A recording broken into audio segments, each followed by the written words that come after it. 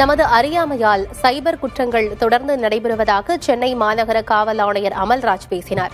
சென்னை ராமாபுரம் ஈஸ்வரி பொறியியல் கல்லூரியில் போதை தடுப்பு குறித்த விழிப்புணர்வு நிகழ்ச்சி நடைபெற்றது.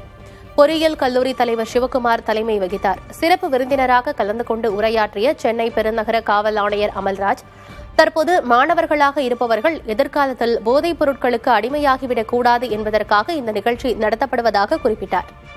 சைபர் குற்றங்களால் ஏற்படக்கூடிய பாதிப்புகள் மிக அதிகமாக உள்ளன என்றார்.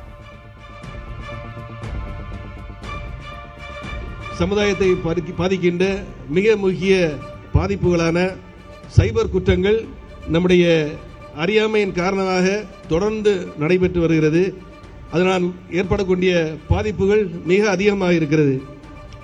எப்படி சைபர் குற்றங்கள் அறியாமையை மூலதனமாக பயன்படுத்துகிறதோ அதே போன்றுதான் இன்றும் நம்மை இன்றைய சமுதாயத்தை பாதிக்கின்ற ஒரு முக்கிய தவறாக செயல்படுவது the narcotic offenses.